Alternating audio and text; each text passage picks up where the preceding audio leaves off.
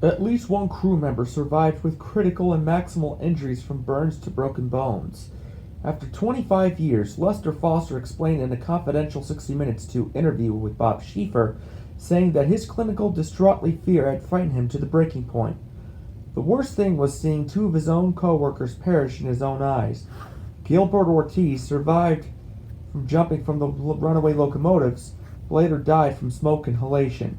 Kevin Williams miscalculated his jumping distance and hit a rock, severing his head, killing him instantly. Foster survived with injuries so critical we could not present to them on television.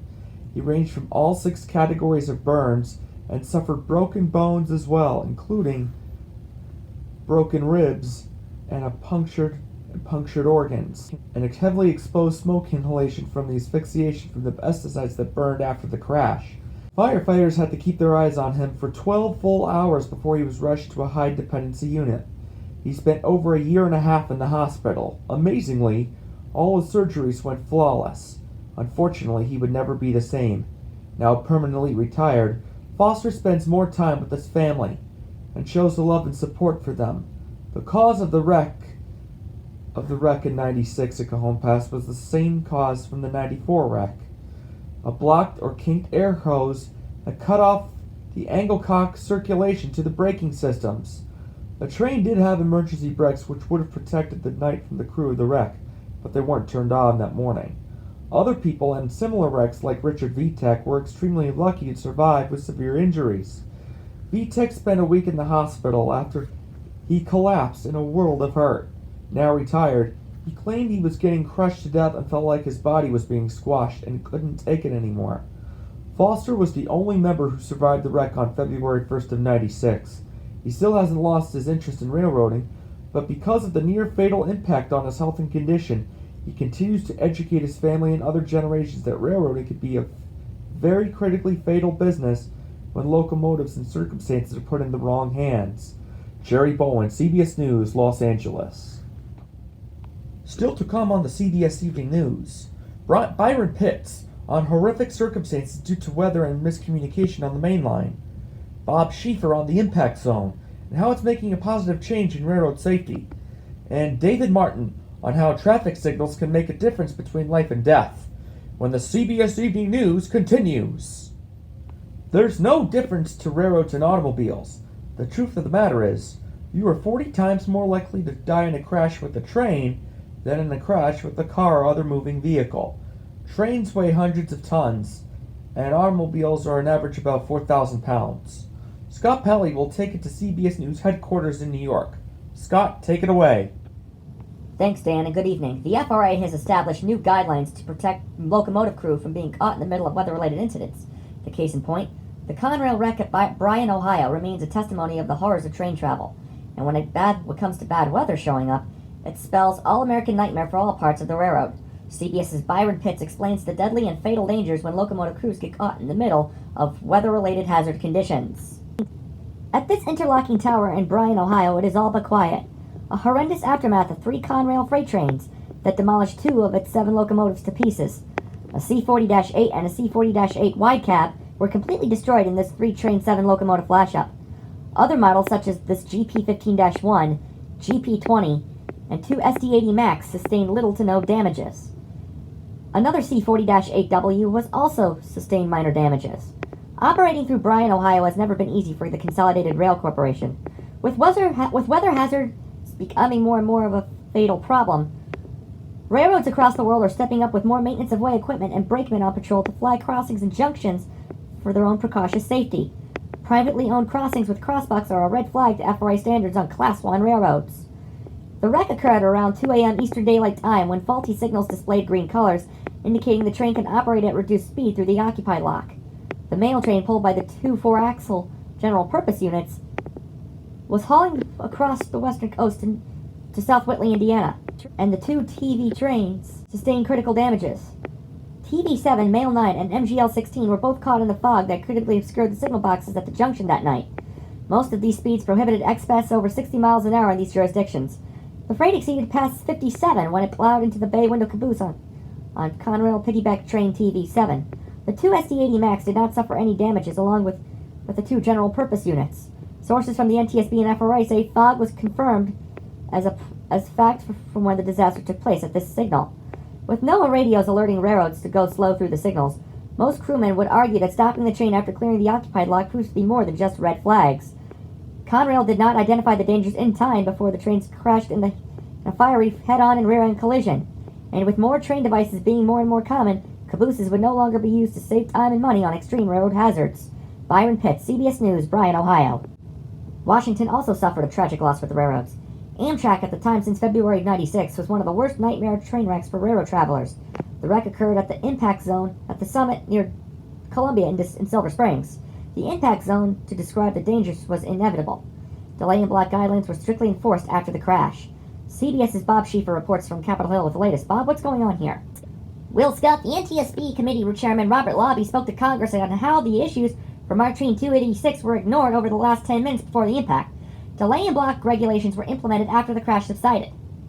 Many people permanently impacted after the crash were some of the fire rescue personnel. Total, 11 were killed and 28 injured, 12 of them critically. As members of Congress took turns speaking on Capitol Hill, NTSB Chairman Robert Lobby and Bernard Sweedler took turns back and forth. The document says to describe the horrific impact at Silver Springs was inalienable. Working on a solution to this problem, the NTSB director's immediate outlet spoke to Amtrak about the loss. One of the people impacted by the wreck was Thaddeus Roberts. Now retired, he said the worst part of the wreck was recovering the deceased bodies and embracing the trauma after he suffered 25 years to this day. Lobby says the two P-40DCs and the GP-39H-2 locomotives suffered little damages, while the F-40PH and push-pull cab car 7752 were all but destroyed in the wreckage. Fuel gushed from the tanks after the collision had subsided. Railroad personnel have continued to make critical changes for its railroads and its surrounding fallen flags. The Capital Limited, an 8-stop passenger train with 12 cars on board, from Washington, D.C. to Chicago, runs right through Silver Springs, and the locomotives that were demolished were part of the westbound Capital Limited bound for Chicago. MARC push-pull cab car 7752 was log-jammed in this wreck. The frame was sliced through the middle, shows the fatal damages were. There were also some interesting facts about the crash. Most of the people that perished were caused by 4th and 5th degree burns by flames and smoke, and not by the impact of the actual collision. The working theory is that the engineer of MARC 286 was not trained in the guidelines at the time. The FRA officials are fast at work to repair all the damages and regulate the guidelines for the main lines for safe travels for customers and crew. Scott? Bob Schieffer on Capitol Hill, thanks. With more crossing signals becoming more and more of an idol to motorists, crossing gates have become the ultimatum to crossing invasion.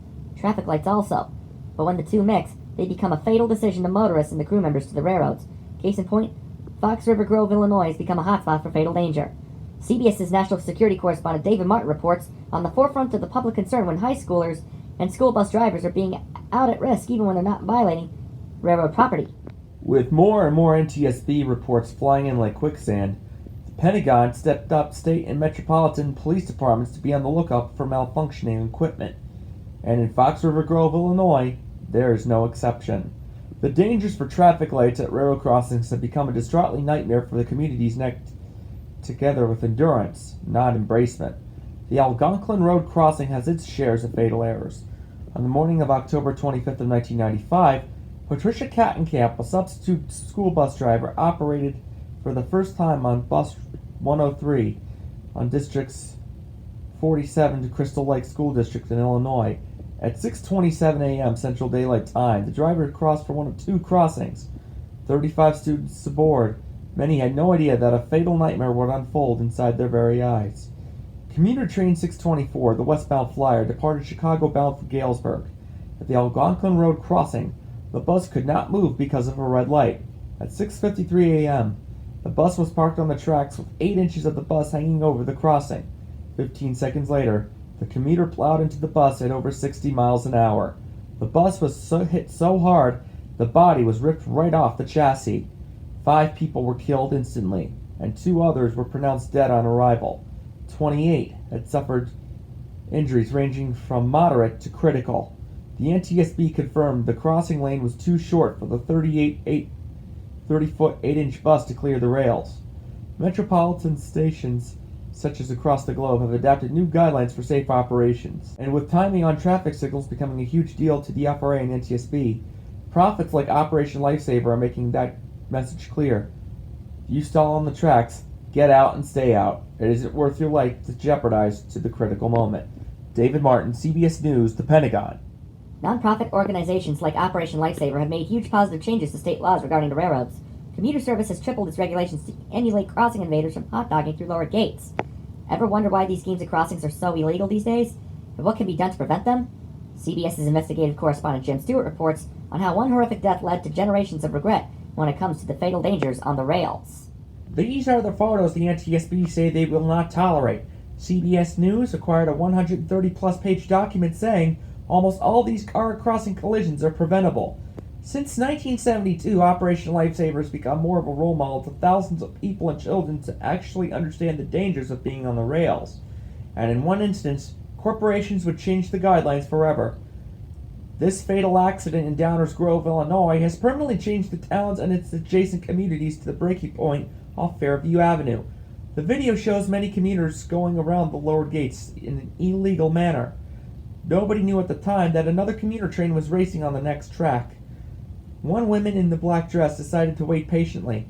The last two people were not as cautious. As the commuters raced across the tracks, the gentleman only watches in horror as the woman gets killed after trying to beat a commuter train to this crossing. Her body was decomposed so badly, we couldn't show any more footage of this horrific aftermath. She was killed instantly.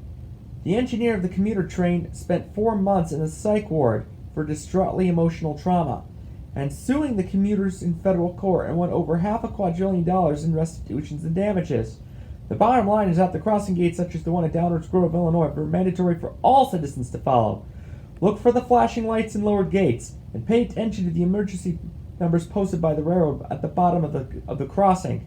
There are a few ways to obey crossing signals in case one of them starts to malfunction. Operation Lifesaver has made incredible changes to its system surrounding the NHSA and other organizations today.